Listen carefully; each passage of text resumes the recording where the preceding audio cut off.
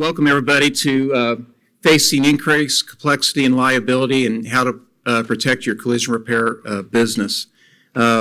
Really excited to be here today with the panel and be on this topic. It's one of those ones that, I'm from the insurance industry and I can't get away from that, but I've been in the automotive, protecting automotive businesses since 1992. So I've always had a different take on it. I've not been the person who you're trying to get approval on doing a repair. I've been the guy defending you and been out there and the ones working on the shops. And so when I hear a lot of times people talk about the liability, I said, well, Aaron, there's a lot of people talking about the liability. Why don't some of us share the shop owner's perspective that have immense experience in that, but also some of us that have come from the industry who've insured shops for many of years and deflected things to the OEs off of yours when something grave happens. But anyway, the panel we have here today, after I go, is somebody that, Sean Kennedy, one of his topics. Sean is 27 years in the industry. He is GM factory trained, has experience in working with garage business owners, doing claims investigations for vehicles, medium heavy trucks, farm equipment, machinery, marine, HVAC, tire, liability lawsuits, you name it in the claims adjusting that can happen with regards to an automotive business owner, even fire type losses. He's been associated with it with his background. He is ASE Master Certified Technician, TIA Commercial Tire Instructor. He's a certified Bosch CDR technician, has a BS from automotive and power technology from University of Central Missouri, same place Mike Anderson came from. And he has many state-specific insurance adjusting licenses and also sales licenses. The next panelist here, Ron Reichen, will give the abbreviated background on him because immense in this industry. He got into it in 1971 with all of his experience from the accident, from aircraft constructions, where he was a metallurgy technology expert. And in 1975, he got into his first business there, Precision Body and Paint. And that facility by itself, 50,000 square feet, 3-building facility, 65 employees in Beaverton, Oregon. He's spread out to 2 other locations in Oregon, able to take up a large part of the state as a result thereof. In 2013, he made a very significant decision to exclusively be OE factory certified facility. And he has 19 major manufacturers that work with him. In 2014, he was the SCRS chairman. He's a platinum member of SCRS. He's president of the Oregon chapter. In 2006, NABC Pride recipient, 2008 Quiet Award winner, 2008 Fender Bender, 2009 Assured Performance, Rockefeller in 2015 for mentorship. Been in skills, ICAR, certified damage analyst, on and on and on. But Ron Reichen is going to be talking a lot in different aspects, but definitely on technology and what's going on with it. Then we're going to get into a role play, just a little bit of fun here on the role play where we're able to have people get into their particular of trying to get things approved through our industry. And then we'll get to Burl Richards, who's going to talk about being an auto repair professional and, the idea of performing surgery. Burl Richards, 30 years experience in the industry since 1987, 4 collision repair facilities, 60 employees, including big trucks and RV, OEM certified shop with 12 major manufacturers.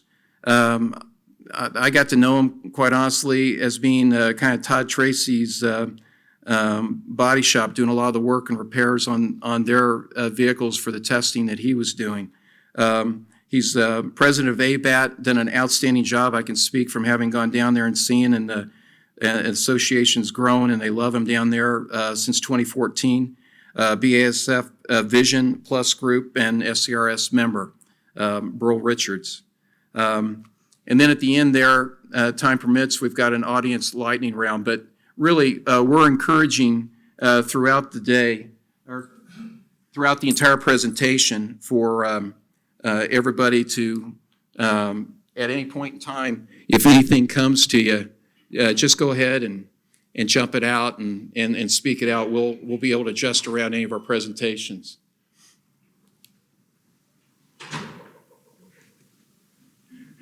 First off, trying to give just a little brief teaser from each one of them as why has it become more vital than ever for collision repairers to pay attention to liability? You know, David, for us, basically, if you're not following the procedures, the OEM procedures, looking them up every time, you're not insuring your future in the business. And when David asked me that question, I put the word insure in there. I thought he would like that. But you're not insuring your future if you're not following the procedures, if you're not looking up the processes. You're not going to be relevant down the road. It's a commitment to, doing that repair, creating an undetectable repair. And, you can't do that if you don't first go to the resources. The manufacturer's the expert. Who knows better about how that car is built or how it should be reconstructed after a collision than the person that built the car in the first place? So, following those OE repair instructions, and as Burl said earlier too, the liability exposure, if you want to change the name on your shop, just keep doing your repairs the way, the old-fashioned way, with a number 7 tip and a welding torch and a 7-pound sledge. Those days are gone. You've got to follow everything. You've got to tool up. You have to train up. Otherwise, you just certainly won't be in business. It's that critical. Yeah, the plaintiff attorney will ask you, have you been trained? And did you follow the procedures? So training's critical.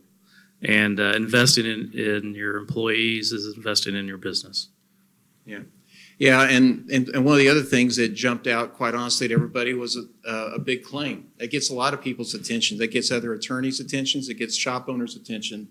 And what it got me to thinking last year, as we were actually, Aaron asked me when the background on me, which I didn't give as much as I started in this industry. I started in the insurance industry as an actuary and an underwriter, but very early in my career, went to work for Universal Underwriters, who was forming an actuarial department. And I was there that did the business plan to launch the automotive aftermarket division, and then was asked to came on to be leadership over underwriting and actuarial. So literally from soup to nuts, hiring the team, coming up with the idea to get ASC certified mechanics, getting it through the states, working with the associations, SCRS, working with all the industry, TIA, everything else. That was all in the privy and all in my responsibility. And it was a blessing and it was wonderful. I love this industry. But some of those lessons and some of those experiences here in the collision repair industry, Aaron was going, why, with this big claim out there, are you wanting to go bullish and get back in and look at this industry again? And I said, well, I still believe on the shops. I believe in who's out there. And a lot of it had to do with what I saw. This, if you think of a time period about 60 years after Gerber had been in business, Service King was celebrating about 20, Abra 10 years, and hadn't even started yet with Caliber. We were talking about the mid-1990s. I was asked to look at all industries, not just collision, mechanical, engine, and one of the industries I was asked to look at was retreading. And I ask everybody in the room right now, we a lot of times talk about one of our partners in this industry, insurance companies, but you don't always get to play that role, okay? Everybody here in the room now, I want everybody to think of yourself as an underwriter. Your responsibility, insurance company as an underwriter, is to determine liability, risk, okay? If you were asked to report up with your company whether it is more risky to insure a retreading facility who is repairing casings and retreading them, or is it more liability to insure a collision repairer, what would your answer be? Which one, those of you that think insuring a collision repairer is higher liability risk, raise your hand. Anybody thinks collision repair is higher liability risk? Okay. And how many of you think insuring retreading casings is a higher liability risk? Pretty split room.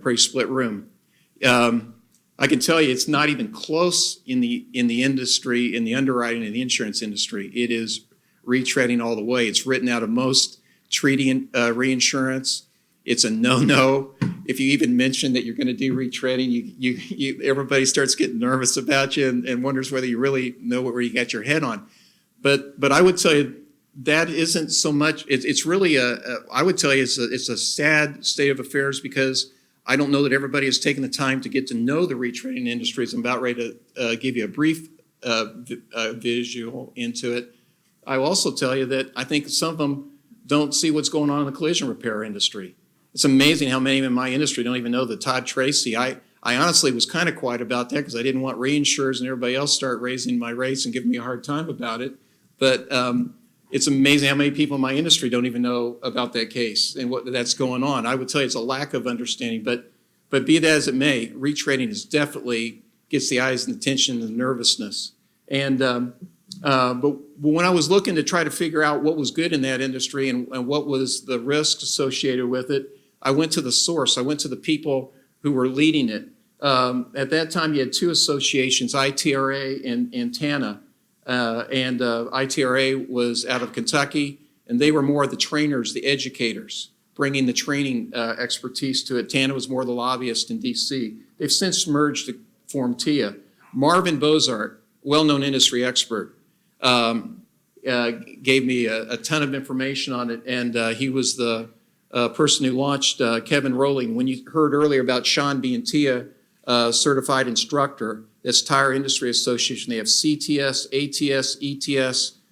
I think they got another TS on there as well now. Those are incredible classes, no BS training, really specific to working with tires in all different segments. And that was being launched at this very time. This is when it was coming out. It was brand new. And it was whether or not shops were going to get their employees up to speed on it and take the time, effort, and energy to do it.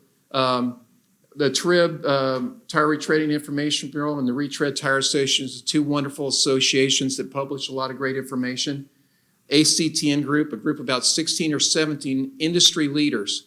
I'd almost call them almost like an MSO type of situation. They literally form the entire United States, overlap a little bit, but they pay for a lot of the education and training for the industry. John Snyder, Snyder Tire, has always been a big advocate and a friend, and Greg Trum, Cross Midwest. You had Randy Haas of Teo Haas, Michael Barra Sr. and Michael Barra Jr. These people were experts. I went to them and I tried to figure out why, what are the issues? What are the problems? Why is this considered to be such a crazy class? There was big losses, but there was new technology that had come out, and some of it wasn't even all that new. Some of it had been around. NDT. It allowed people to be able to run electrical current through it and be able to see whether or not there were holes or tire separations in some of the material. But they're not perfect, but at least it was a process. And the people were starting to do case tracking where they actually knew when a casing came in, where that casing had been before and where that casing went and where it was going to be used the next time. And so that allowed you to minimize your liability to a great extent too, because you knew where that tire had been. It gave you an idea on what to look for, how it was treated. So you had the process of using equipment to scan. You had new training for techs. You had new ways of tracking the casing, the product you're working on itself. And so all these things were immense, but not everybody, you had increased complexity, retraining process, and you had to train your workforce and equipment. It sounded to me like analogous to a lot what's going on in the collision repair industry right now. And then you had some large losses. You had the multi-million-dollar losses that came into effect.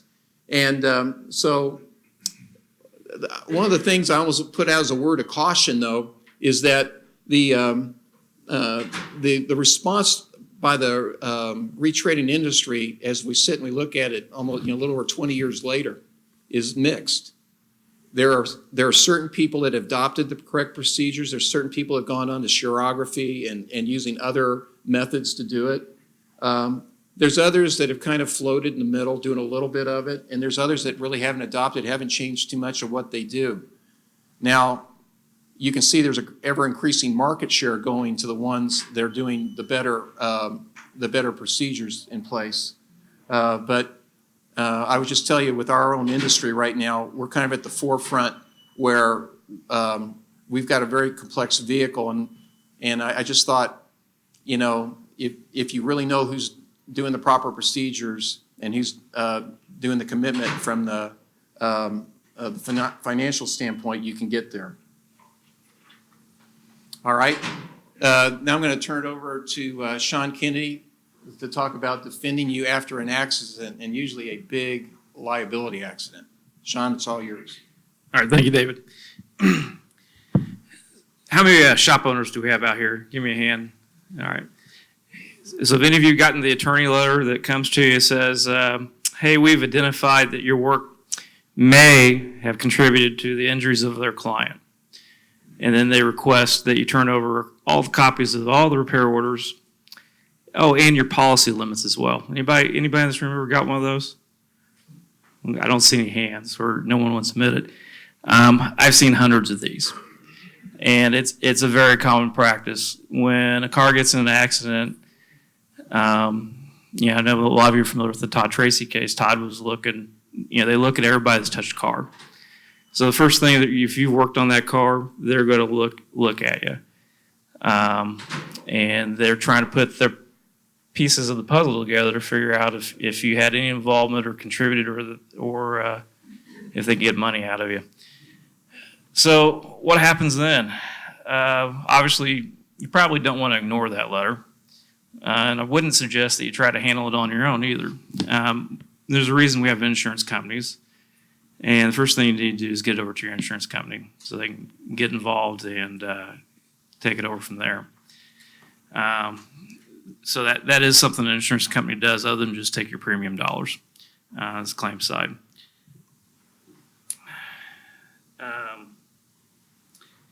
And what I would expect for your insurance company to do is, once you send that to them, if they know your business, they should be asking you for the copies of the repair file. I know a good practice in a lot of shops anymore, you keep copies of the OEM repair guidelines, pictures of the vehicle, all the lists of parts you replaced, and it creates a file. And it's usually pretty critical to defend yourself, because how many times you worked on a car and say the repair procedures have changed over a 5-year period. A lot of times attorneys will get a repair procedure and it'll be the current one. Well, it may not be the one that was in existence when you repaired that car 5 years ago. I'll give you kind of a real world case example of this, and this is from hundreds of cases that I've been involved in. This case was from about 2010. It was a Chevy Cobalt. There's a picture of a Cobalt up there. That's kind of an exemplar one. This was the one that I was working on in this case actually was a lot worse than that. It was a head-on into a tree. 2 teenage girls that were going probably about 75 to 80 miles an hour when the wreck happened. It didn't end up too well. The situation behind the case was the allegation was the airbags didn't deploy when they hit the tree head on. It was a double fatality. And when I got involved in this case, there was already a policy limit demand of $15 million made against it. The work that was done on this car, it was a OEM dealer from the collision shop attached to the dealer. They, about a year prior, replaced some front end, light front end damage, replaced the radiator, front bumper. What they alleged was that the front impact sensor, which is on the backside right by the radiator of the core support, they alleged it was unplugged. And they alleged that that caused the airbags not to deploy. Well, first thing coming to my mind is, well, if something's unplugged, I think there'd be a light on, which is kind of got my interest. So I started going through the case. By my time involved in it, there had already been attorneys involved, attorneys hired experts, experts looked at it. So I called the expert up, said, just kind of talking to him. And I'm like, well, why did this happen? And he went through a whole scenario and said that, well, the sensor was unplugged and we got crash data shows it was unplugged. And I go, oh, crash data. You guys download the SDM module, which is the airbag module, which is a lot of people know as the black box. And I go, you mind sharing that with me? And he's like, yeah, we'll send it over. So they sent me over the crash download, the photos, and I'm going through it. And there's a lot of information in these cars today. So we went and I was looking at the data, and sure enough, it'll capture if there's a fault code present when the event happens. And there's fault code for the airbag system. Well, unfortunately, all these experts didn't look at the next line. The next line in there is the key cycles that light's been on from the beginning of time. And the key cycle in this wreck was actually at 0. And I started called the expert back up and probing a little bit more into the background of the expert. I'm like, well, how much of the crash data are you familiar with? And have you been trained through, Bosch has CDR training for technicians and analysts, and have you been through these classes? And the expert's like, no, I talked to the guy though, and I think I knew enough about it. Well, your insurance company may not always hire the right expert. So that's something to look at. And we got into it.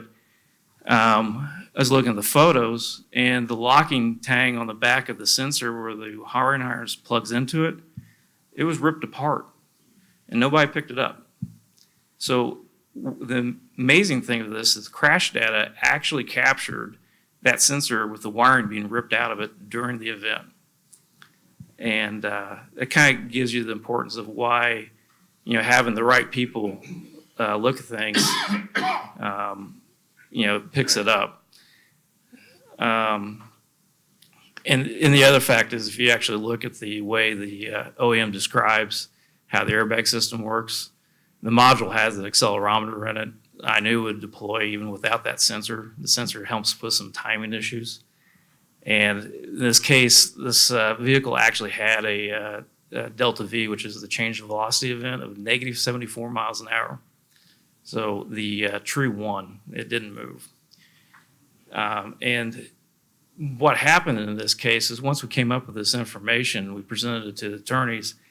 This OEM dealer's repair shop actually was walked away from the claim. They let us out of it. It now became an issue of OEM on the design of their airbag system. So the good guys win. Yeah, good guys win. But kind of the thoughts behind that is if you get a claim, make sure you take it serious, get them involved early. And to be honest with you, selection of our insurance company should be more than what's my premium going to be. Ask questions of, when somebody comes in and sell you insurance, well, who handles the claims? Do you have employees that handle these that have ASC background or ICAR background certifications? Or do they rely on just sending it out to an IA and asking them for opinion? Because I guarantee an IA is not going to be an expert witness. And sometimes when attorneys get involved, they hire experts, but they may not necessarily know, which experts to hire. So having people that are in your industry, that work for the insurance companies, that have some of the backgrounds, same backgrounds, is a tremendous thing. And I've been doing this for 19 years, and I've handled all kinds of garage claims, whether it's in accidents or a car catches fire in a garage and burns a house down. They always look at the repair history on the car. It's always going to come back to you. So having the right people in place, having the right documentation as far as risk avoidance on your end, you document your repairs. I would recommend if you don't build a file on every car you repair, that you start, because that way you have yourself protected. You have the repair guidelines, the parts lists, photos of repair processes. Train your employees. Have them, and invest in them. Make sure there's a quality control process in there. Make sure they are repairing it the right way. And I think somebody told you to scan something too. So make sure you scan them. So that's a big deal. But that's the best way to try to protect yourselves, in an accident or when something comes of that nature. So, Thanks, Sean. any questions? Thank you, Sean. Appreciate it. All right. Next up here, we're going to have Ron Riken. Hey, any questions or any thoughts from Sean or anything at this point in time? Any questions any shop owners have or out there? Yeah, I had a question for you, reference to the retreading. Tire manufacturers have a process for retreading their tires? Yeah, you know what? No, it's a little different in that regards. It's been up on the repair industry to take care of themselves. So the tire manufacturers don't recommend retreading their tires? No, they actually do have specifications for it. They do, but they don't get into full detail of every aspect of it. It's been the retreading's responsibility to show through their own demonstrations that they're able to have air ratios consistent with that of a new tire casing, and that's what's given the credibility, is the fact that a retreading process that goes through the specifics that they've come up with their own set of rules. If you do them, your air ratio is that of a brand new tire. The reason you have alligators all over the road is because of heat, and why you have the heat is because it's underinflated, over-abused tire of some sort. It has nothing to do whether it's retreaded or a new car casing. Thank you. Yeah. I think what's really critical is how we first approach the vehicle. Obviously, your first point of contact and your first exposure to the vehicle should be documented. There's Mark Olson and several other people here in this room as well they have a really solid agenda on building your file on your vehicle so that it will hold up in any kind of court case. And if you think about that, most attorneys don't specialize. They're not the experts, but they will dig in, as Sean said, but they may overlook, the attention to detail. They might get 95% of it right, but the last 5% they won't. And what we like to do, and what I want to try to get and convey, to the audience today is what are your intake procedures? What are your processes all the way through that repair procedure to the post-repair inspection, to the final QC, to the road test, and have you documented everything? But really starting at the first point of contact. In our facilities, we photograph the car intensely at the point of entry. We turn the key on, we take a photograph of the dash. It's going to show what fault codes are existing right at that point.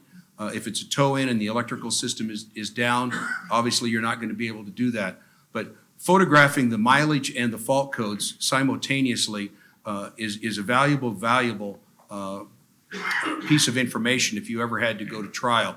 You're documenting what those visual codes were at that particular point with the mileage that was on the vehicle, and that will parallel possibly the accident report. It says how many miles were on the car as you go into that.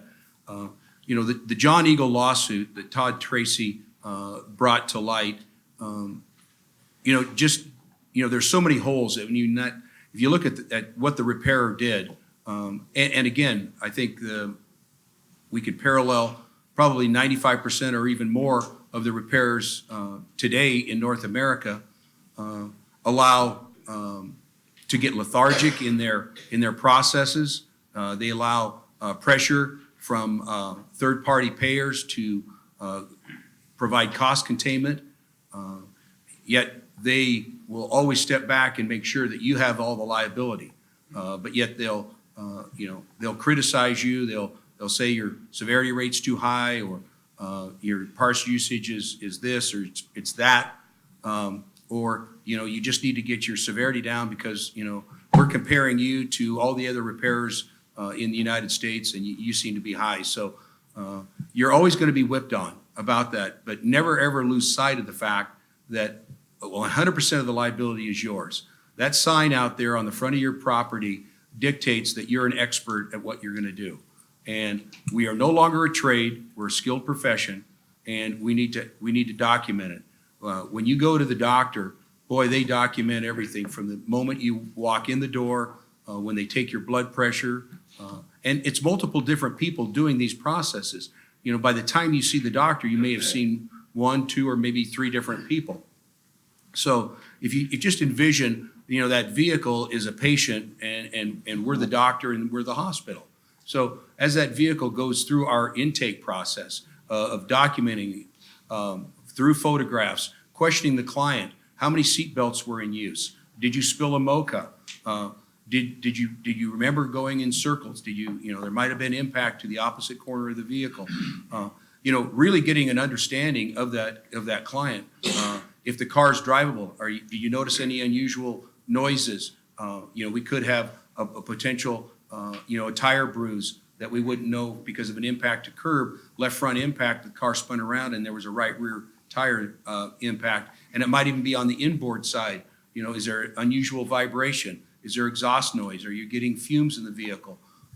Is there a child car seat in that vehicle? So, harvesting that information and documenting that at the intake process.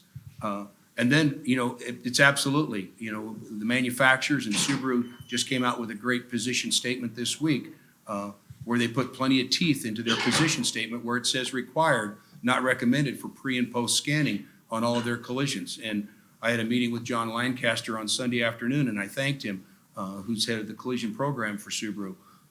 We as repairers need that, but we also have to perform that. So now we've got a manufacturer that's going to stand up for us, but we've got to do our part too. So, if you documented that car with photographs, you took, a pre-scan of that vehicle, you did 100% tear down, and you used that pre-scan along with harvesting OE repair procedures, and you built your repair plan. Don't write estimates, write repair plans. Insurance people write estimates so that they have a dollar amount that they can use to put the first notice of lost dollars into reserve. But, for us, we need to build, we're the architects of rebuilding this vehicle, and it's our responsibility to follow all the codes. Like a building code, we have codes, and in those codes are those OE repair procedures. And it's setting up that welder and running a test on that weld, and then doing a destruction test on that weld, photographing that destruction test, writing the RO number on the coupon, photographing it and scanning it into the file. We have a date and a time that we know that you followed those OE repair procedures. And as it was said earlier, a lot of these manufacturers, you need to follow and pull that repair procedure down on every vehicle, even if you're a repairer that does a lot of Toyotas, and putting an apron in a Camry, you do 5 of those a month, but the OE might have decided at some point to change that repair procedure, and your technician in the shop says, hey, I could do these blindfolded, but now all of a sudden they don't want you to section this, or they want some additional spot welds, or now because of heat affected zones we want to use weld bond and some riveting or something along those lines. So it's imperative that we have that data and scanned into the file at the time that we are actually writing that repair plan. Boy, I tell you, it is absolutely scary what he's talking about there, because all those different things you're doing, and if you remember one of the earlier comments in this explanation here was that you're responsible for it, but yet a lot of times get pushed back where somebody in the insurance industry who is authorizing you to work on the car or or brought the shop or the DRP or whatever you want to call them, they have given you a contract that a lot of times somewhere on page 2 or 3, there's verbiage in there holding them harmless for anything you do, and at the same time, they're basically telling you how to do it. So I think that's one of the things that you need to be made aware of is some of those contracts, what they say and what they don't say. If you don't believe that you aren't on your own on it, look at that contract. Look at your DRP contracts clearly in page 2 or 3. There's a big section in there usually about holding them harmless for any of the repair order. So anyway, but Ron, you're going to talk about technology gone wild? Yeah, when David asked me to take this segment, I was kind of thinking through, the years that I've been in the trade, and as I look out into the audience, there's a lot of you out there that are probably close to my age or possibly a year or two older than I am. So I thought, well, let's let's grab a scenario. Let's not do anything. We're not going to get you. No. We're going to take that for fame. But I just thought, well, I was just walking through the shop and I happened to have my 57 Chevrolet in the shop and the hood was open. I said, well, let's take a picture of the underside of the 57 Chevrolet and the vehicle next to it was a 2018 Porsche Panamera hybrid twin turbo 4-liter vehicle that has 311 miles on it. And I thought, well, here's a great opportunity for us to talk about where the industry has come from. And as repairers, that vehicle that says then, you could open the hood and you could see the ground on either side of the motor. And when we start at the front bumper, this front bumper is made of steel. It's got 2 rubber, real small bumperettes on the front of it. It's got spring steel bumper brackets. The Porsche on the other side has a front bumper that's made out of urethane. It has park sensors on it. It has night vision camera in it. It has a radar adaptive cruise control camera in it. On each side of the front bumper, it's got lane change warning devices and pedestrian warning devices. And it requires a special material to refinish it. So I'm thinking, wow, where has this industry come from? And as repairers, you think about the number of calibrations just on the front bumper. If we had 5 different, so when I wrote the estimate on the Porsche, the first 5 lines were calibrations and clearing fault codes, and that number was $2,700. And I hadn't started to get into any of the meat and potatoes on this repair whatsoever. So once we did a meticulous disassembly, we don't like to use the word tear down. That sounds a little archaic. And really, when you're doing a blueprint, it should be a meticulous disassembly. We expect you to look at each electrical connector for flaws. And Sean made a very good point. Say, for instance, there was some strain, a front end sway, and that wiring harness got stretched. And maybe that lock clip on that airbag sensor did have a crack in it. We really need to look closely at that because in the second impact, maybe that might just have a failure or just maybe these people off-road it. Let's just say it might be a Jeep or 4-wheel drive where they take it over some rough terrain and that without that lock keeper really holding into place, that airbag sensor could come disconnected and then we would not have that connection. So as I thought about getting further into this vehicle, as we disassembled the front bumper, and this vehicle has a magnesium core support in it. So no repairability there. The 57 Chevrolet's got a steel core support. It's got a couple of horns hanging off of it. No AC condenser. You have a radiator, one radiator, and that particular radiator doesn't even have a coolant recovery bottle. It's got a 12-pound, heat pressure cap. No coolant recovery bottle. The Porsche on the other side has 5 radiators. This car is twin turboed. Each individual turbo has a radiator. The inverter, because it's a hybrid, has a radiator. The 4-liter motor has 2 radiators, a large radiator and an auxiliary radiator.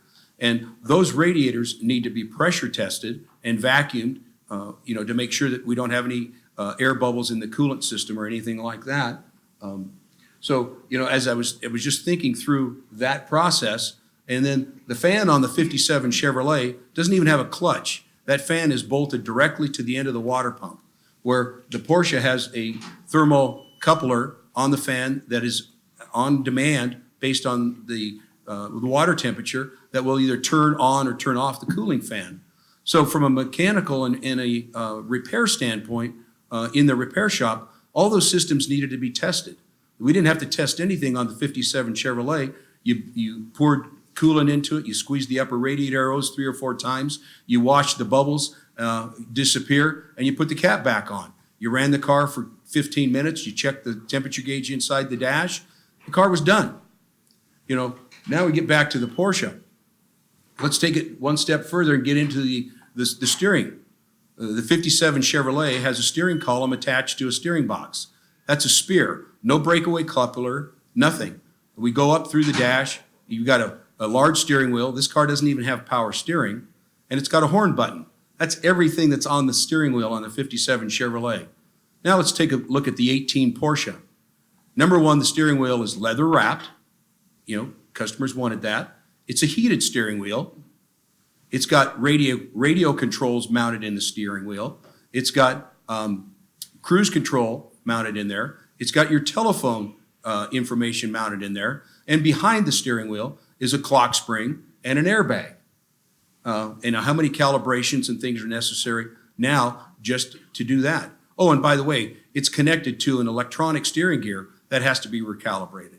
So when you talk about technology gone wild, and we haven't gotten into the depth of this vehicle. This is a light impact, $32,000, and it just had a 3-hour repair on the front of one fender, and the rest of it was into the calibrations. But the first 5 lines of our damage report was nothing but calibrations. You could repair the front end of that 57 Chevrolet probably with 5 lines. So we really have to think about where we're at and where the liability goes. And this has evolved because that's what the consumer wanted. As we get deeper into how this affects the future of driving, and I think about lane change warning, pedestrian warning. Clients, in my generation, I still get into my vehicle. I check my right mirror, my left mirror, my center mirror, and when I back up, I use that. My daughter's 31 years old. When she gets into her car, she looks at the monitor. She doesn't, I think she knows how to use the mirrors, but I'm not really sure. My point is, we are creating a society generationally that is going to be so reliant on these systems. And we have that liability. So if we have not calibrated those, just think of a client that goes to work every day, stop and go traffic, they make a right turn, they make a left turn, and they get so accustomed to not turning when they look at a crosswalk. There's people there standing on the street waiting for the cross light, and most people don't yield that anyway. So you have to be cognizant of that. But they get so entrenched in relying on that flashing if somebody walks in front of them that they don't turn to look. Well, as a repairer, if we have failed to recalibrate that pedestrian warning device, where's our liability? All of a sudden, we tag we're in. And, it just gets even deeper and deeper than that. And this is what the consumer's wanting. So what we're creating is a society of very lethargic drivers. They're going to rely on their rear view camera. They're going to rely on their lane change warning, which is on typically on the mirror or the rear portion of the fender. It might be mounted in the repeater light on the back of some European cars, but the majority of the vehicles mount a camera on the side view mirror.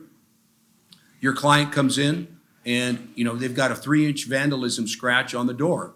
You've got to disassemble it. You R&I the mirror. It might have remote entry on the door handle.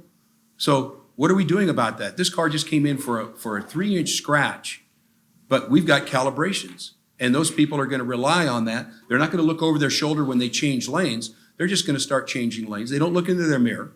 They say, my car is smart enough, so I don't have to be. So I've become lazy.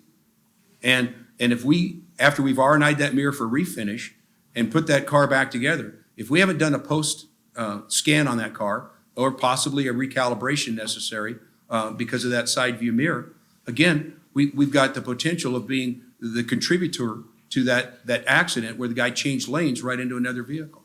So, David, that's kind of what my cap is. I think we can pick this up a little bit further as we go down. No, but thank you very I just much. wanted to get everybody in the audience to start thinking about that this just isn't the 57 Chevrolet anymore. And we'll never see heavy steel front bumpers. We'll never see any of that. We'll see all of these other features, and not necessarily just because it's on a 2018 Porsche Panamera. We're going to see it on Kias. We're already seeing it on all these other consumer vehicles, so it's real critical. These gentlemen that set it up, they've worked on a role play, trying to simulate what goes on. And anyway, I'll hand it over to you, Brold, to explain what we've got going on here. So what David asked us to do is do a little role play here, just kind of go through some of the obstacles as a shop that we face day in and day out with the insurance companies. So we were talking to Sean. So for today, we got the expert here, Ron. He's the owner of the shop, and I work for Ron. I guess he's planning on keeping me for a little longer. I don't know. We'll see how it works out. Yeah. So after seeing this Porsche, I think I'm gonna look for another job. I think McDonald's is hiring. And then Sean's gonna be the insurance adjuster. So I'm from Texas. I'm from a little small town in East Texas. So usually when an adjuster comes in the shop, we want to start off on a good foot. So something I might say to Sean when he come in, I might say something like, "Hey, Sean, how's your mom and them? Yeah. Did you watch that game last night?" Game was good. How was the kids' soccer game? Man, it was great. It was great. Yeah. So we called you out here today, Ron, and we see you wrote the assessment on this car, and we had to R&I the bumper cover. Actually, we're going to replace the bumper cover on it, and we went ahead and did a pre-scan on this vehicle because Subaru said that in the event of any collision, you must do a pre and post scan on these cars. So we figured you wouldn't have a problem with that. But now that you're out here, we want to be reimbursed for this post scan as well because we got these sensors in the front of this bumper. So that's really all we got here. Hold on. Let me look at my computer here for a second. CCC. I don't see any ad where I can give you anything on that, and it didn't have any lights on, did it? No, it doesn't have any lights on the dash, but this could be a fault code that's not going to show up on the dash. And I've got all the OEM procedures and processes and the position statements from Subaru, so I want to hand this over to you. I see that. Oh, let me look at my computer again. Man, I don't think I can get it in here. I mean, we gave you a new bumper cover on it, and I mean, car. Sean, you figured an aftermarket bumper cover, and Well, made the yeah, difference. but you beat me up on that, so I gave you there. I don't see it in here. It's going to be my height. I don't think I can get it on there. All right. Well, Sean, I didn't think we were going to have a problem here. So this is kind of above my pay grade. I understand you got a job to do, and I've got a job too. And Mr. Riken says that every car that comes in here, we're going to follow the position statement. So I think I'm going to have to take you up to Ron's office, let you discuss it with him. All right. Hi, Sean. Welcome to the woodshed. Hi. I understand that you have a question about whether or not we need to do a pre and post scan on this vehicle, and I think that Burrell's probably explained to you that this particular manufacturer has a really rigid repair position statement that says required. It doesn't say recommended. It says required anytime a bumper is R&I'd or R&R'd from this vehicle. And despite whether there's any fault codes on the dash, we've got this position statement, and we really need to get this done. And we can do this the easy way or the hard way, but we're going to escalate this wherever you want it to go, and the bird's in your hand. But this car's not going to leave our facility, and we're not going to accept the liability without these two scans being performed. So I don't know if you want to call your supervisor, or I'll be happy to chat with him. Well, let me look at this again. Let me look at my computer. I mean, I'm looking at this, Ron, and it's just a bumper. There's no lights on it. And dash. I mean, are you sure this is something you really need? I don't see an add-in on CCC where I can give you any time on that. If I have to, I can talk to my boss about it. You sure it's necessary? Well, I provided you with the information, and it's not my information. This is information from the OE. Sean, I don't mean to get personal, but I'm surprised that the insurance carrier that you work for doesn't drug screen because, clearly, we've got an issue here, and I think maybe you're on crack. Well, I'm glad you're not keeping it at a personal level, but I'll tell you what, I'll call my boss and let's see if I can get anything out of him. But really, it's just I don't know if I can add it here. Hold on a second. Yeah, it gets good. Yeah. I know the dollars are running a little high down here. Yeah. Hey, I got to ask something. They say that the OEM says you have to do this. What's that? Yeah, he printed it out. It's right here. I'm looking at it. No, I can't tell him that. You tell him that. He's got a woodshed. All right. Well, I talked to my boss, and he says this time we'll give you leniency on this, and we'll go ahead and take care of it. Is that okay? Well, I don't see as you're giving anything. I think what you have is you're accepting the responsibility of a contractual agreement that you signed with the owner of the car. That they traded their dollars for your coverage, that you would do the right thing when a situation like this occurred. So, I don't see it as a matter of give and take. It says required. So it's pretty black and white. And, the issue that I really have, Sean, is I don't want to revisit this next week or the week after that. I think we've got a pretty firm position statement here by the manufacturer. We've been in business for 45 years. We're not going to go anywhere. The people that own this car, we've probably done 30 repairs over the last 45 years for this family. And they may, in the future, might want to think about changing their insurance carrier if you are going to continue to have this. But we don't want to have this conversation in the future. I paid Burl to actually, go out and do the work. I didn't hire Burl, to babysit you guys and to help you interpret OE repair procedures that are really, really clear. Does that mean you're okay with our position? We're going to pay for it? I told you it was the woodshed. You think you're going to get out of here without a bruise? All right. Well, we'll look at these again on case by case. We'll make sure if got OEM procedures, we'll do it. Well, thank you very much. But, Subaru doesn't see it as a case by case. They say it's required, and that's every car. So. Yep. Good point. I just don't want you to spin my man's wheels. I pay him.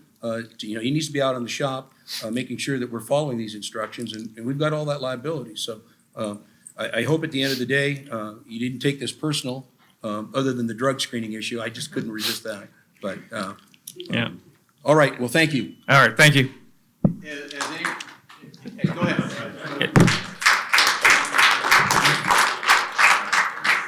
I can hear some chuckles, and the people have been in that situation before. There are a few people out here that have been trying to get that vote. I see nods of heads and all that. What are some, you in a little role play skit, there's only so many other, what are some of the other things you guys have all heard or whatever? Supervisor still denying it? Supervisor still denying it? Yeah. I want to know what happens when they decline to pay for credit. They just say we're not paying. You ask the client. It's just at the end of the day, you're repairing the car for them.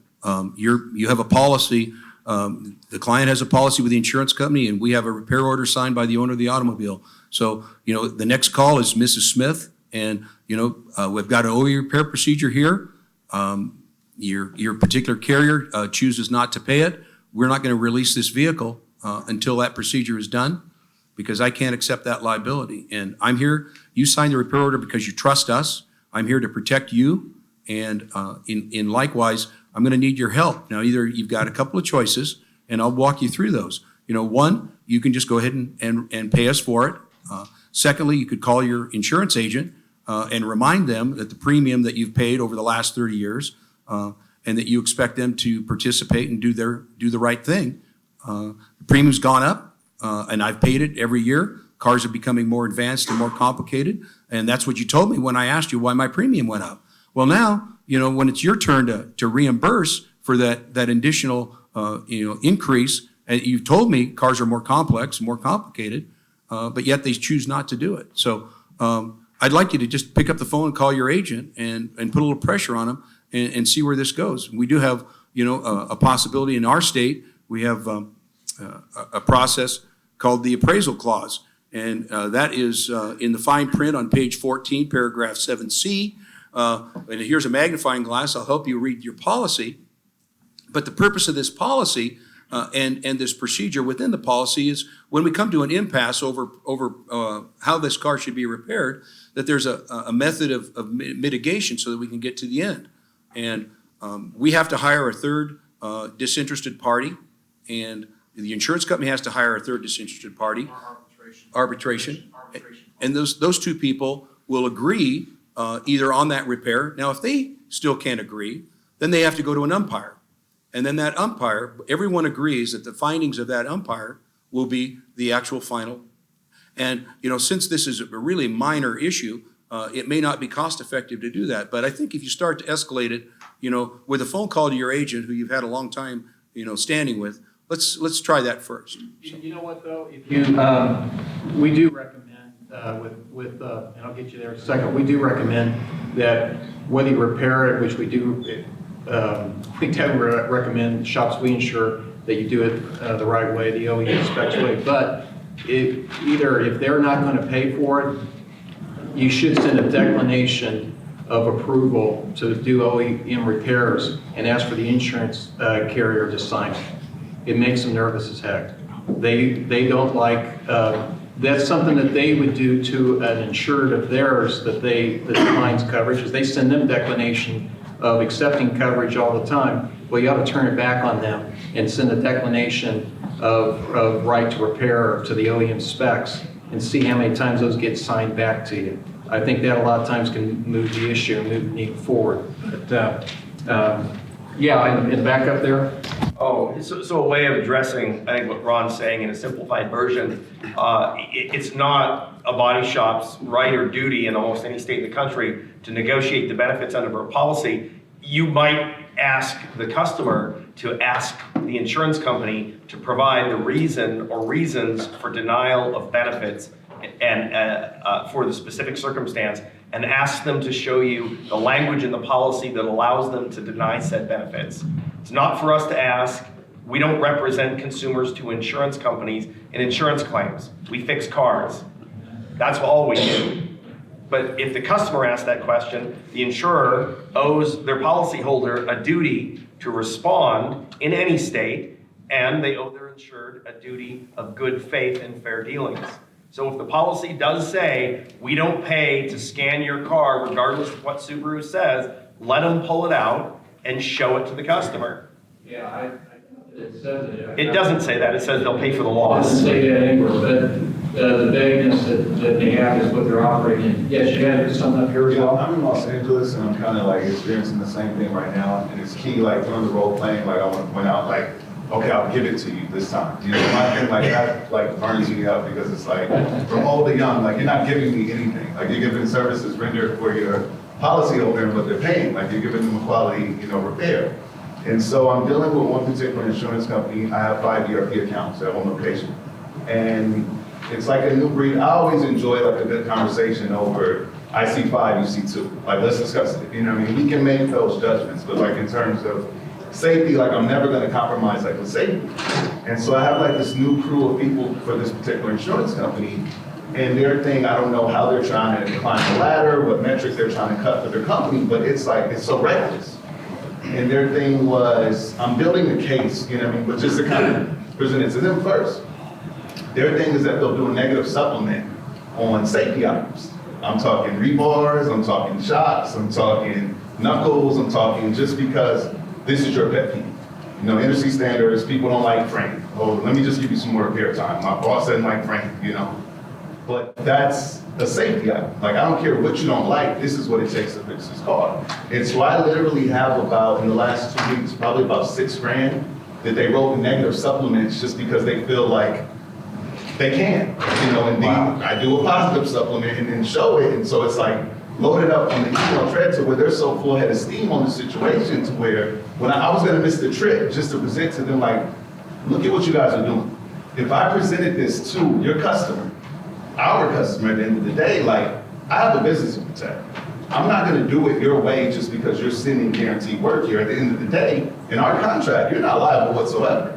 I knew what it took to fix the car. I let you sway me on, well, we're not gonna pay you, we're not gonna send any more work if you don't do it this way.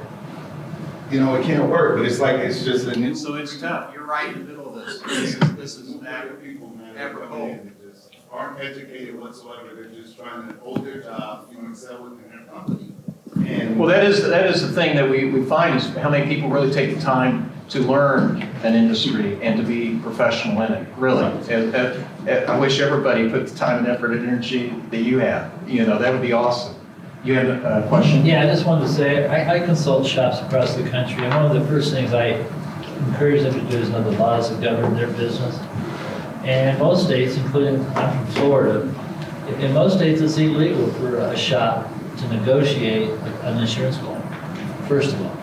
Because what does negotiate mean? It means you're giving something up, and it's not yours to give up, it's your client's. If you wrote a perfect estimate, that's what they're entitled to in the proper settlement of their claim. So something's got to give, and if shops continue to negotiate, like the liability aspect that you guys talked about earlier, something's going to come back to bite them hard because they gave something up that they originally recommended that they took back off. So something. No, I think those are, yeah, go ahead. That declination, is that something you have your attorney draft up, or is it something you can just write on your letterhead that states, you're refusing to repair going, You know what, attorneys love to draw up all kinds of stuff for you, so they would be able to do that very quickly. We do it from a risk management standpoint, we're not attorneys. We can do it from a risk management standpoint, but I would recommend anybody taking it to an attorney if they wanted to, but I would use the same type of language we use if we have presented somebody and they decline a coverage that we're trying to present to them. It's like if we were insuring your shop and you didn't decline employment practices liability, and we think that we want to make sure you remember that later on, we would send you that you declined. We offered it to you, but you declined the coverage. It's really based off that same concept. I do. The one I kept waiting for was for you, Sean, your boss, to tell you there's 6 other shops in that area that would repair it exactly like the one shop, the one that's to be repaired. But anyway, you can only get it. I was already in the woodshed. Auto Service Professionals Performance Surgery with no one other than Earl Richards. So before we get into that, I am curious to know, because I know there's some shops out there, how many of you guys have actually got with your customer and have actually had them invoke the appraisal clause? Very good, very good. So there's options, and everything that everybody's talked about today, when David wanted me to talk about getting paid like a professional, it's like performance surgery. And it's been my contention for years that with the liability that the shops are exposed to, we should be getting paid like some of the other professionals, like the surgeons, like the attorneys, because I can tell you right now, these attorneys and a lot of these other professions that are getting paid, they don't have near the liability that we're faced with. And when you sit here and you listen and you talk to these guys, talk about your insurance, are you covered properly? Are you asking the right questions? Can you afford that insurance? Okay, so if you're getting quotes for general liability or something, first thing you're thinking about, well, how much is it? That's usually right. That usually outweighs everything else. And then when you start talking about equipment and certifications that you have to spend on these vehicles, the point being, 10 years ago, I never had this conversation. 8 years ago, honestly, I wouldn't have had this conversation. It's a new day. So to be able to repair the vehicles properly, you've got to be able to be reimbursed properly. And I think it starts with just what we're doing here today, which is really, I love the fact how you have the audience get to ask questions and get involved with this, because it's all about the sharing of information. And we're not just making an investment in equipment and training, but we're making an investment in our employees. And the Honda lawsuit with Todd Tracy, when I first heard about it, it scared the hell out of me. I'll tell you, it did. It just scared the hell out of me. I said, my God, how many cars have we fixed back there where we didn't follow the procedures properly, even though as an owner of the business, and we have meetings regularly, daily, talking to our employees about looking up the OEM procedures, doing it right. How many employees back there are taking shortcuts that you don't know about? So I won't point the finger at anybody because I'll point it at myself first. And I can tell you, as somebody that's driven to do quality, I consider myself a consumer advocate. I want my customers taken care of. We don't work for the insurance companies. We try to work with them, but we work for the consumer. But with all that being said, you're only as good as the employees you have in the back of your shop. So what are you doing? I would just ask you, what are you doing to make sure that those employees are doing it right? You got people like Barrett Smith here. You got Mark Olson. You got folks like Verifax that can come in. And I can tell you, it's a culture, and it's hard. It's really, really hard to take technicians, whether it be painters, just thinking about corrosion protection on the backside of a radiator support or inside of a quarter panel or a rocker panel, just thinking about that. You really need to invest. I would encourage you to at least talk to some of these outside sources to bring into your shop, to talk to your employees, because I've said it. I said, well, maybe I'm not saying it right. I'm using the word communicate. We're not going to communicate. Maybe we're going to use the word, we're going to talk about it today. I kept coming up with these other different words or verbiage to use because my guys weren't getting it. But I believe when your employees see that you're willing to make that extra investment on maybe having an outside source come in and just check on your guys in your shop, just to come in randomly to see that they're doing it right, it makes a big difference. So I can honestly tell you today, I feel like the culture has really started to shift from top to bottom at our shop. And I'm still not saying that every single claim, every single time is done right. I expect it to be done right. But I'm going to be honest with you. I can't be looking over every single technician's shoulder. And I got production managers on top of production managers. I've got QC forms. But at the end of the day, if your employee doesn't care, then that's the liability that you're going to be exposed to. So again, we're talking about proper reimbursement, and it starts with being asked to be reimbursed for every single procedure or process that you do. Sometimes you have to be creative. Talking about, Ron, what you're talking about earlier, I mean, what we'll do is we'll send an email to the customer and we'll copy the OEM position statement to the adjuster when we submit the supplement. That way, if they deny it, a lot of times the insurance companies, they won't click reply all, they'll just reply you. Well, when they do that, that's fine because I just forward it on back to the consumer. But I will tell you about that too. The key is to talk to that customer before you send that email. Make sure that your client knows that what's going on, because I'm telling you, if the insurance company has an opportunity to talk to them before you do or explain this to you do, they're going to spin it a whole different way. So, yeah, oh, absolutely. I know it's unbelievable, isn't it? But, all the administrative costs that are associated with repairing a vehicle today, look, if we could just go out there and repair the damn car, wouldn't it be easy? Just repair the car, here's the bill.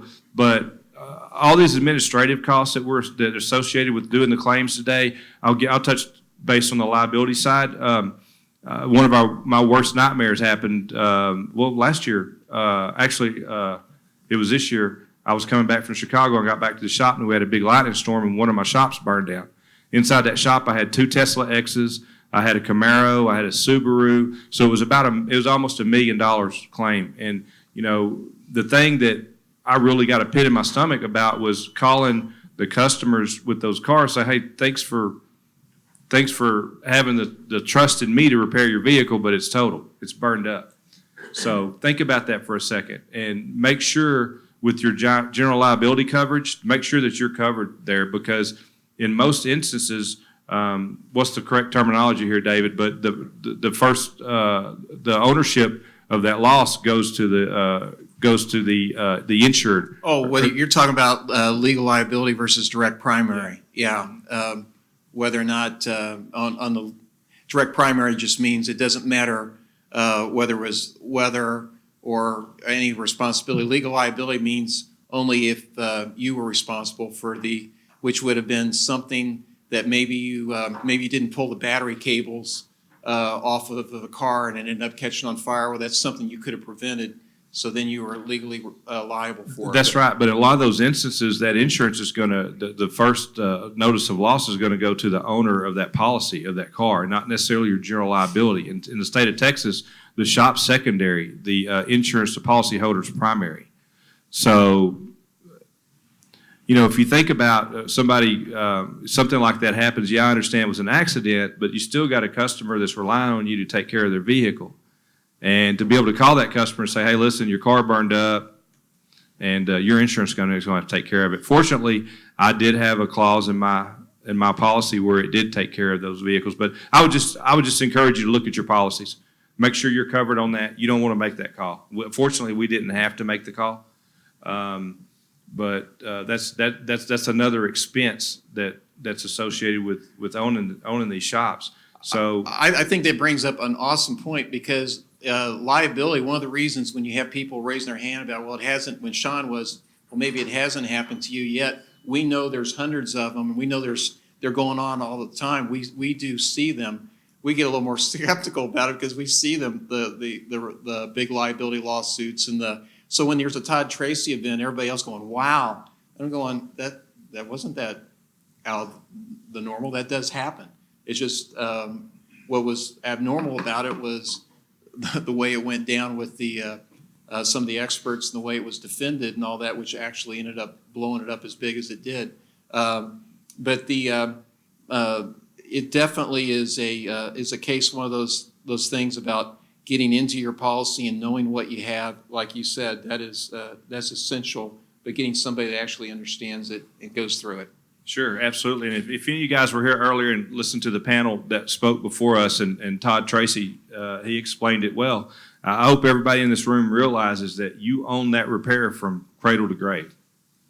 It doesn't matter how many people have owned the car. If you worked on that car, you're responsible for that. So I would just, and I'm sure you guys are here for a reason, but I mean, there's a lot of shops that just don't really look at it. They don't look at it that way. Well, we're just fixing cars. Well, you know, it's like, I'll take another one out of Todd Tracy's book. You know, we're a repair lab. That's really what we are. You know, we call ourselves collision centers, but you're repair labs. And you need to be thinking about that. We all need to be thinking about that, but you need to be getting reimbursed, and you need to be, I mean, to keep up with today's times. I mean, this is just the beginning, right? I mean, with all the technology and everything that's going on right now, where are we going to be at 2 years, 3 years from now? So you need to be thinking about this now, not 3 years from now. But we've always looked at ourselves in that way, and we felt like, hey, we should get paid with some of these, like a surgeon, like an attorney, just because of the liability that we're faced with. Yeah, Burl, I just want to interrupt for a minute too. When you were talking about, you know, the fact that you know, your warranty can't say that, you know, we are going to warrant our repairs for as long as you own the car. You know, we don't have that liberty or that privilege any longer.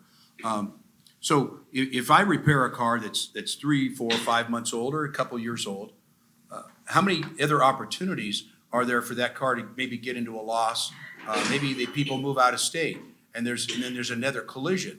Well, you know, documentation on our repair is imperative because you don't want to accept the liability for somebody else downstream that did an inferior repair, but because you didn't document it, they could actually drag you back into it, and you could end up being responsible for somebody else's repair. So mileage, date time stamped on your pre-scan, your post-scan, all of that stuff is building that file that's defendable. So if somebody calls you, as Sean said earlier in one of his scenarios, where you get a letter from a law firm that says, we think that your repair was substandard and may be contributory to the failure of this car, and we're going to look for you to reimburse us for this responsibility. And you're going to go, well, you know, I repaired that car 2 years ago. Here's what I did. When this car left, here's what is all the data that I have that proves that what I did, I performed it correctly. And, you know, so let's take a second look at this. And I think it just gets back to reinforcing why it's so imperatively important to have your documentation, you know, in that file and your OE repair procedures and all the other things that go along with it. So that's a good point, Ron. But everything he's talking about, how many of you guys were doing this 8 years ago, 10 years ago, 5 years ago? So the metrics changed. It's changed. Your expenses have changed. Your liability has changed. With the technology and all the training that you've got to have has changed. So I just encourage everybody to really think about that. And when an insurance adjuster tells me the guy down the road is not charged, is not doing it, that has no bearing on me. If he doesn't want to do it right, that's not on me, you know. But I want to get reimbursed for what we're doing. He knows what his work's worth, There you go. and you know what your work's worth. Absolutely. Isn't that a fine line, David, though, between ignorance of the repairer or just purely, not doing some procedures because of either outside influence from the third-party payer or just purely the shop owner seeing it as a profit center? If I don't do this, I don't have to buy cavity wax, if I'm not buying that wax, or purely the fraud, if they put it on their repair plan, but they didn't perform the operation. Right.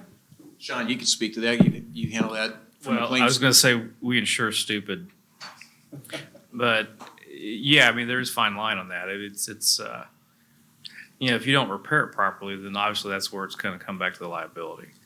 Now, if you're being deceitful, there's a whole. I mean, that's a lot. We have to look at each case on a case by case basis. I mean, detail wise, I'd be more than happy to talk to you about it, but on the side, but it's. The only reason why I brought it up is I had a shop that recently just got caught doing really bad. And they decided to turn the claim as a coverage before they shut their shop down. And the carrier actually told me that they were considering denying the claim for refusing the proper repair. And I invited them to do so, and said, okay, right, we can do that. Yeah. Decided to go ahead and cover it. That is, and that's, I don't see the shop should be concerned with, so there's the liability coverage they have. Because it's I guess intentionally defrauding the consumer with that. Insurance companies are very cautious about using that clause about intentionality because when you start getting into the back weeds of the contract, then it can come back against them sometimes too. So they get very nervous about bad faith, and I mean that's you ever want to get them really riled up and get an insurance company to pay attention to you is mention the word bad faith involved with the claim. And then the other thing is the claim there. Say the insurance company paid them to do X, Y, Z, and you didn't do it, and instead you just did half of it. Well, that claim is really with that carrier where you're just deceived. Yeah, exactly. It's a separate issue. I still insure you for the liability aspect of you didn't do it right, and then there's where your liability comes in. Okay. All right. Yes.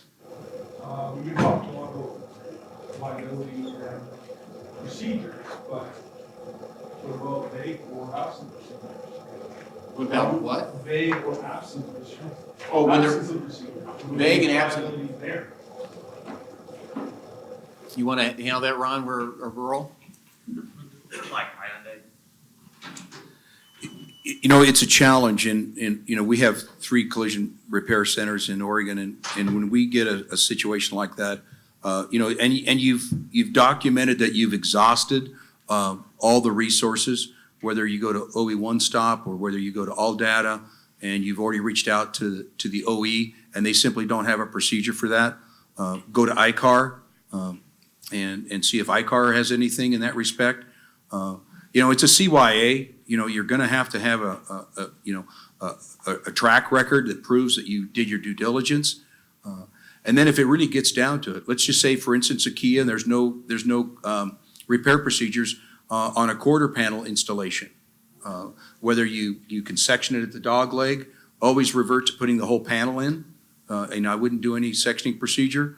Then I would also, if it talks about corrosion protection or whether or not you put a sleeve behind it or whether it's a butt joint and where in the sail panel you can make that cut.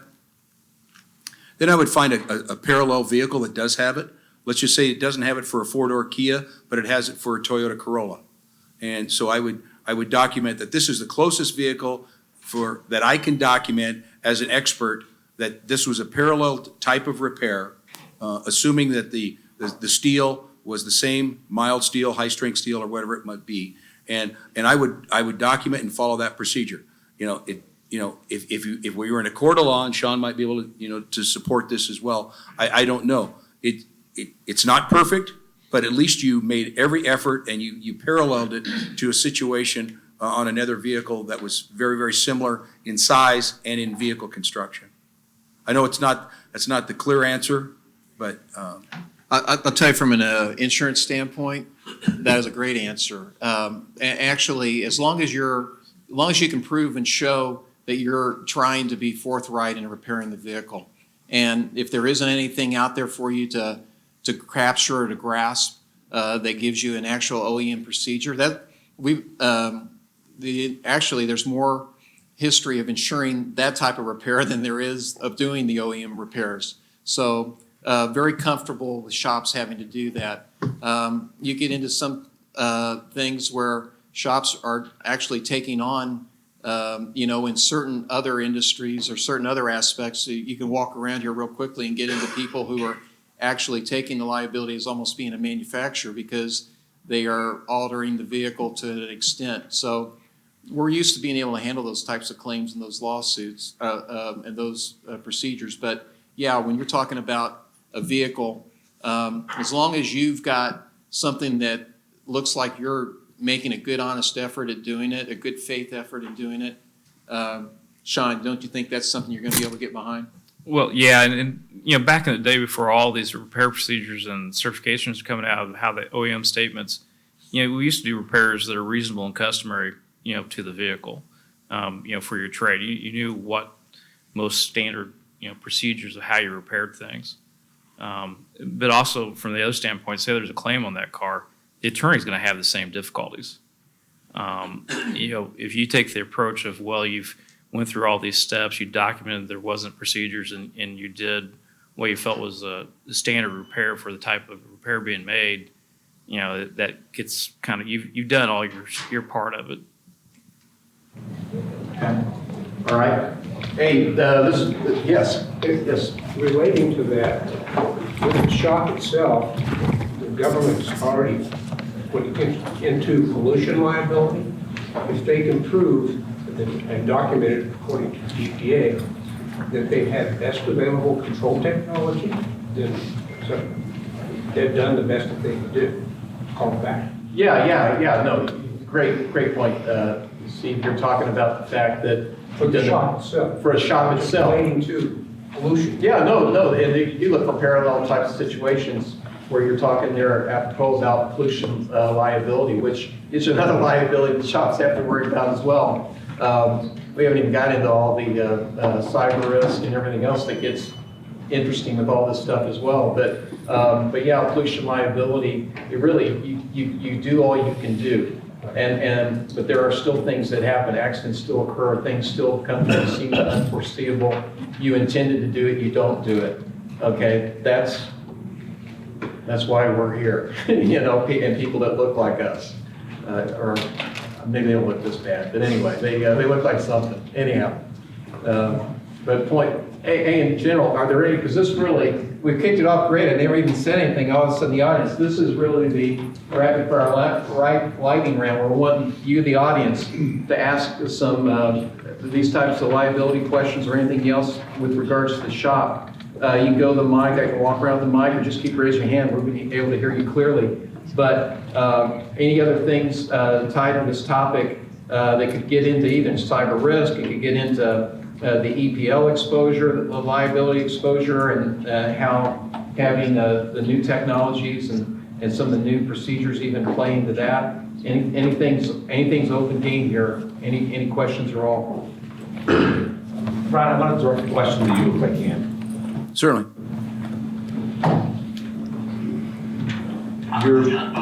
You practice negotiating at the shop with insurance companies, I'm sure we all do. We're not supposed to be practicing policy, from what I understand. I spoke to, correct, you were talking about earlier, we're not in the insurance business, right? We can't talk about stuff like that. How involved do you keep your customer in the decision-making process and in the blueprinting process, and inform them as to what's going on with their vehicle as opposed to the insurance company? So are you dealing closer with the employee and with the customer than you are with the insurance company, especially when they come in and say, well, we're not going to reimburse them for that, we're not going to reimburse them for this? Is that something that you capitalize on, gaining that? Again, they trust you. There's a reason why they're at your shop, right? Yes, we speak to that. We pre-qualify the client and let them know that, not bloviating, but, the plaque on the wall, you can look at the vehicles that are surrounded in the parking lot. We are the experts on this particular product line. And so when we do a meticulous disassembly and we prepare our repair plan based on OE procedures, and then we have a denial situation from a carrier because there's no visual light on the dash, and you've had the conversation about shadow fault codes and things like that, and they still don't want to pay for the scan, or maybe there's a position statement on the use of used quarter panel because of heat affected zones and things like that. So we're going to educate the customer. And to Barrett's point, we as a repairer cannot negotiate away the client's right to an OE repair. That is not our decision. So It's our duty to inform them of an OE. it absolutely is. And the fact that we are not going to concede, because we're accepting liability outside of our comfort zone. And quite frankly, you could look at your garage keeper's liability and there are insurers now that realize that, and they're gonna question those repair methodologies. Do you follow OE repair procedures? Because if you don't, and David will speak to this, that you're exposing your carrier to a much greater liability. So, get the customer back informed. Your contract is with them and saying, you're going to have to pay this difference, or I'm going to stop this repair in the middle of the process, or I'll decline the repair. I won't do that part of it. I won't put that new suspension on the car. Nope, absolutely not. Just, and here's the documentation. It supports it, you know what? And what little profit I'm gonna make on this one job is not worth me losing my entire business. Can I follow up with what you're talking about? Just to ask you, do you go through a post-scan face-to-face with the customer? Let them know conversational English, not what you're saying now? Here's what we fixed? Well, yeah, we will, we assure them. We assure them that we've done the pre-scan at the beginning of our repair process, and we've found this calibration, or we're going to have to do a calibration because I'm disassembling something that now is going to require a recalibration. Or you tell them what's fixed. Yeah, we're gonna say at the end of this repair, and part of your receipt or your invoice, and we've scanned this into the file, is that you have a post-scan that says this car is 100% roadworthy and all the fault codes are cleared, all the calibrations are correct, and this car is now roadworthy and safe to go back on the road. So, and we want to have that documented. I had a quick question regarding so say a customer comes in for an estimate and they have an airbag light on, or you get a vehicle in that's a total loss. I had one on the Ford Ranger. It came in, total loss, radiator sport was knocked out of it. Vehicle owner retained. He kept the vehicle. I told him the vehicle wasn't safe to drive. I told him that it was too far gone, that we would not repair it. So the owner retained it. I had him sign a form basically waiving us of liability. But my question was, you need a hold harmless document that says that you've been duly informed and you're holding your ABC auto body harmless for operating this vehicle on because it's in our expert opinion this car is not safe. and to go along with that, what started it, I know Todd Tracy had a lawsuit, I think, on a Kia with an airbag light on from a Kia dealership that was then sold on a used car lot, and the Kia dealership was in the lawsuit. I don't know whatever became of it, but I know the Kia dealership actually did not perform any repairs on it. I think they just diagnosed it. So that was my question, and then owner retaining, and then also if you run across prior damage. I have them sign them forms basically saying that they're aware that the vehicle is not safe before I release it to them, but I don't know if there's anything further that needs to be done or to be done differently. Certainly run it by the legal in your state, your corporate, your business attorney, because every state's going to have a little different statute, but I don't want to take your thunder, David. But No, Burl's got it. No, we're good. We had something similar that happened. And matter of fact, we were in Detroit, we were talking to the OEMs and General Motors. We were asking them why General Motors wouldn't put in a position statement saying that they recommend pre-scans, right? I'm sorry, Ford in the position statement. I was talking to the engineer from Ford and asked him why you didn't do that. And he said, well, we just don't think that the shops are educated enough to be able to perform these repairs. And I was giving him an example of, I asked him, I said, well, do you think you should do a post-repair on a quarter panel job, just replacing a quarter panel? And he said, well, no. I said, well, I had a GM truck in my shop, put a quarter panel on it, did a post-repair inspection. It come up with an open loop on the airbag side curtains. So my technician comes in and tells me, I said, well, man, I bet somebody's probably repaired this thing. They forgot to plug it in. We pulled the headliner back. Not only did they not plug it in, there wasn't an airbag in there. They had taken airbags out on both sides on the side airbag curtain. So what we did is we contacted the customer and we explained to the customer, and we had the customer sign something stating that this vehicle left our shop and it did not have these airbags in them. So, at the end of the day, they can sue you whatever they want to sue you for, but you've just got to, I think, use common sense. And, just make sure that you've got something showing that you have notified that customer that there's an issue here. Yeah. So in that response there, do we have to have, on the document that the customer signs for approval of repairs, do we have to have accept or decline on scanning? To hold us, so not hold us liable. I decline scanning. Well, Todd had mentioned that earlier. You can have, you could do that with that customer and still let the car go. But what about the customer that buys the car down the road? They didn't okay it, and if something happens, so it gets touchy. You're a lot better off to do the scan, document it, and eat it, and just buck it up, because it's just the liability is too great. And to Burrell's point, you don't know downstream who's going to have that car. So. Yeah, mentioned earlier, car seats. What's the recommendation on that? Just if the child was in it, or if it was in the car during an accident? On a car seat, you're supposed to replace it. You're supposed to do away with it. Yes. Yeah, per the manufacturer, all the car seats, they have the warning labels on there. If it's involved in an accident, you should replace it. And that's something too, when you really start delve into these recommendations and the process and procedures. We had I think it was a Chevy, it was a Chevrolet car, and it had. I mean, I'm sure you guys have run into this, but when you really start looking into it, this was just a minor collision. But it said in the event of any collision, you must inspect the steering column. You must inspect, even the seat belts are not even in use, So we're asking to be reimbursed for that stuff, and quite honestly, we're getting reimbursed for it because we're providing that documentation. But that's not just something you see initially that comes up when you look. Hey, what's the proper repair on a quarter panel? You really have to delve into those procedures. Oh, in the back. Yes, in the back. So what you're saying is even if the shop has the customer decline that scan, somebody else down the line, they happen to have a problem with that car, that the shop's still liable even if the other customer signed it, they declined for that scan? The Todd Tracy lawsuit proved that. Yeah.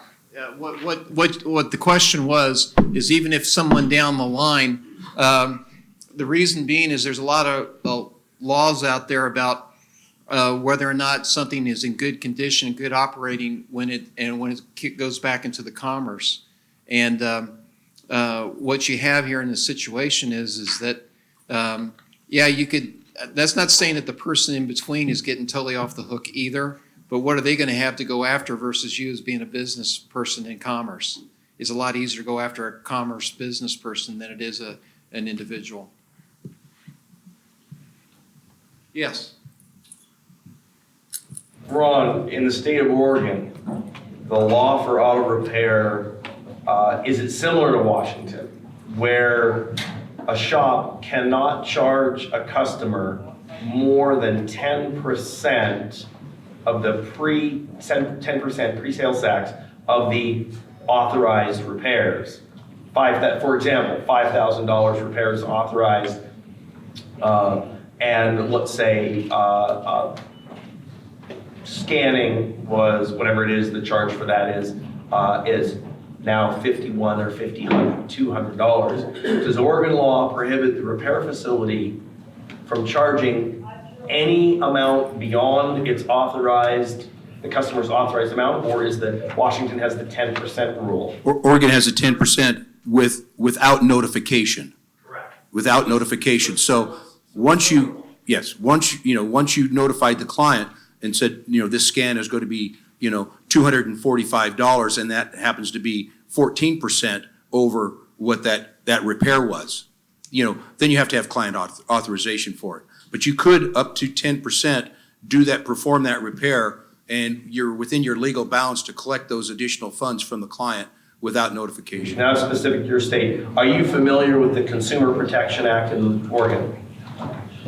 I'm not asking you to give me a legal conclusion. I've read it. It's been a while. I should probably refresh. So in Washington State, the law says the repair facility is barred from charging more than 10% pre-sales tax, except, and I'm not quoting the law because I don't have it in front of me, but it says specifically to safety matters. So in our state, a repair facility could charge the price of a scan, and if it's more than 10% pre-sales tax, have a legal argument under the Consumer Protection Act complaint portion of the statute, and it's the defense section, RCW 4671-075 in our state, that a repair facility could charge more than 10% pre-sales tax regarding safety issues. It has to be safety related. Not asking you for a legal conclusion, but don't you think that would be an avenue for a shop on a safety-related issue to inform the customer, the insurance company denies coverage, say, look, I'm not putting myself in this position, I'm going to scan this and you're going to pay for it because I'm going to do the work? Of course you could. Common courtesy would be to get the client on board just to reduce friction costs, and obviously. All right. Yes? Yeah, I want to kind of address a couple of things that were said. The bottom line is, as a repair professional, you are the professional expert, and it's your opinion that's going to win the day. However, when you do that, there's a phenomenal amount of liability accepted. And so when you use aftermarket parts, as an example, and you have an issue with them, and there's quality issues, they haven't been crash tested, what kind of liability does the shop accept then? You absolutely do take it on in that case. The question of it is, in the loss, the question of it is when you have the accident, or because nothing matters if there's no accident. You can repair them. You can put bubble gum and duct tape and repair a car, and if there's no accident, and they don't claim some other thing that has to do with about an irresponsible repair or something. But if there's no accident, there's no claim. But if there is involved in an accident, I think there is a heightened awareness of, this is what I was talking about earlier about right now, the severity's creeping up. I am concerned about the frequency creeping up for this very reason, because I think there's been so much publication and notification where we've, as an industry too, we've been going to the State Department of Insurance, not always successful, but trying to inform them to put safety laws and provisions out there. And there's always the good and bad associated with doing that. We're aware of that. But as you do that, you're also more or less making a statement out there in public that it's not good to be using these certain parts and procedures. And if you're using any of those and you're involved in something, then it's easier for somebody to align. But once again, it's probably not going to show up on a $5,000 liability claim or a $2,000, but they start getting up there in size, and somebody is going to be looking for avenues to pull funds in. But I guess my point is like Burrow said, cradle to grave, that shop's going to have a responsibility or liability regardless of what happens down the road or who owns the car, how many times it's sold. So if there is a failure for an airbag deployment or a failure for proper timing, because maybe aftermarket parts were key to that failure, that shop is going to be responsible, right? They can be held. It all gets into, should somebody else have caught that? Wouldn't you say that, Sean? If there's somebody else that had a chance to have seen that and precluded it, and they should have been involved with that. I mean, there's never, it always depends when you're talking about liability with lawyers and insurance. But you know, the thing, Barrett, too, that's frustrating about that is, you know, all these insurance policies, contractual law. So there's laws out there, but the laws are very vague.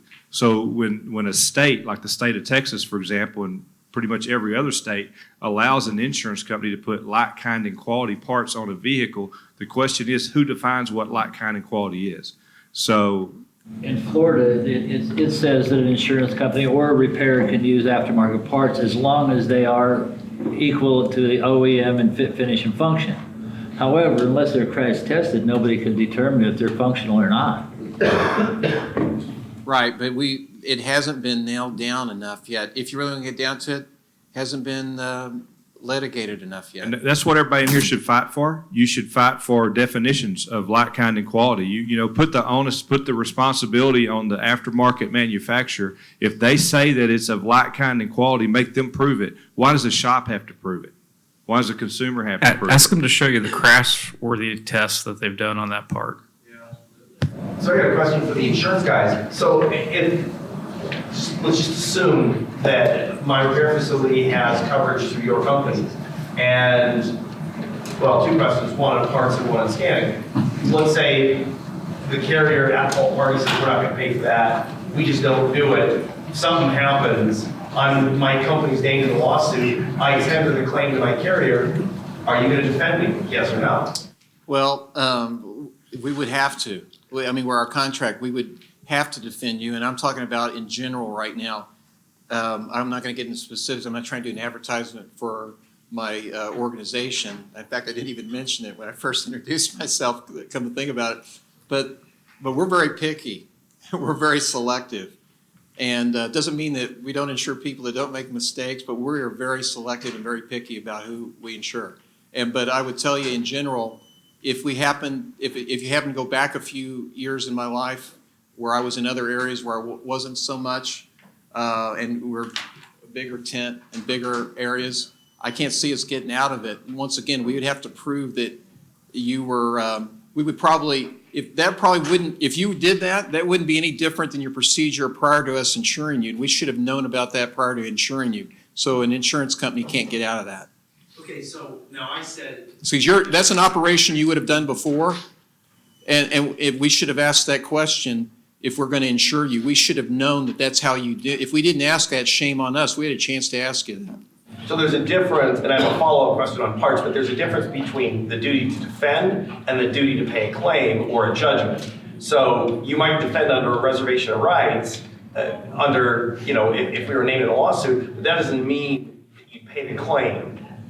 I'm going right over here to my claims expert. And the second question is going to be, if a repair facility installs non-factory parts, so they're untested, parts on a vehicle, shop's named in a lawsuit, in hypothetical circumstance, is your company going to defend when somebody could say, well, didn't you know? I mean, it would go like this in trial. Mr. Butler, is it insured you know that those parts don't perform the same as the a lot of this hasn't been litigated yet. Yeah, if you get named in a suit, then they have an obligation to defend you. I mean, regardless of the circumstance. Now, they can get themselves out. We can get yourselves out as an insurance carrier by proving something where you failed to meet your obligation within the contract. But if that is a procedure you were doing prior to them insuring you, okay, and you're still doing it, it's kind of hard to say that, well, we're going to deny a claim because now all of a sudden you're putting this part on there. Well, if you were putting on that part on there a month before we insured you, and now a month after we insured you, you're putting that part on there, it's kind of hard for us to say that you developed some new procedure and, by gosh, we're not going to insure you from now on. Yeah, the only way is you can maybe finagle it over into if you are intentional, you are able to exclude intentional acts, but that is a very difficult thing to get into. Isn't that the place to go? Because as an expert, I mean, everybody leading this room right now knows something. If they didn't know it before, they know it now. One, you're liable. You can't perform negligent repairs. You got to scan the car, and those parts aren't tested. So if you use them, aren't you negligent? If you don't scan the car, aren't you negligent?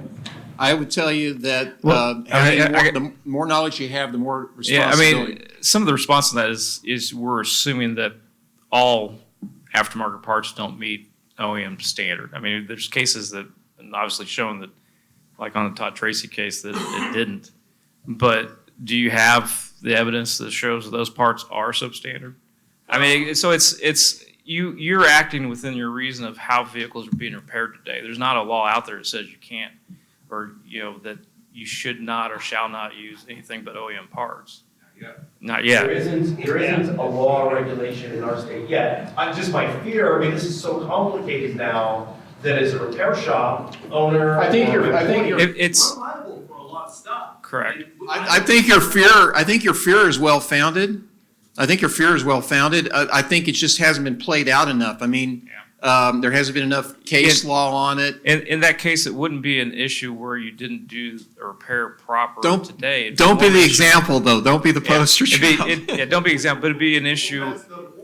It'd be an issue of you using a part that would be substandard, and there'd be a lot of examinations, things going into that, and be defended on that basis. All right, here we go. Take this one more. What is the purpose of the hold harmless, having them sign the hold harmless? In Burrow's situation, he repaired a truck, it's missing airbags, puts down, gets in a subsequent crash. Is he not liable for not fixing that? In Ron's situation, he scanned the vehicle, so if it gets in a subsequent crash, he's not held liable because he didn't scan it. In this gentleman's situation, it's almost like we need to have every customer sign a hold harmless. No. He was talking about doing the repair. In his case, he wasn't going to not do the repair. He was going to do the repair right. Ron's not ever going to say he's not going to do it the right way. In fact, he said eat it. He would eat it as opposed to not doing it because somebody wasn't going to pay for it. The hold harmless, though, is basically the hold harmless was an example brought up when they had other parts or other repairs that had come in previously that weren't the responsibility of somebody, and you're making them aware of it, and you've offered to repair it. There is some legitimacy that you don't have the right to go in and repair someone else's other parts that really wasn't the repair order that came in with you. But you've notified them, and you're trying to hold yourself harmless in case something like that. Does that help explain it a little bit? Somewhat? Okay. Hey, as long as I got part way there, I just try and get a little bit, anyway. Hey. Just sign whenever here's an authorization, I need you to sign the whole. Well, anyway, panel, thank you very much, and we appreciate everybody else for being in here today.